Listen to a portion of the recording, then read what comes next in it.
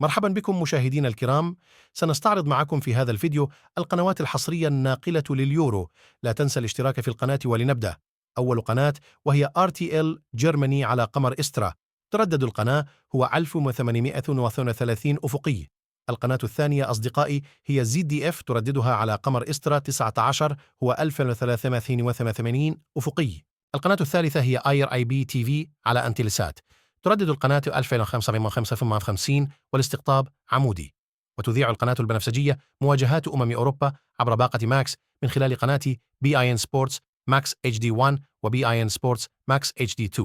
وفي هذه الحالة سيتعين عليك دفع اشتراك خاص من أجل أن تتمكن من متابعة اليورو عبر شاشات BIN سبورتس.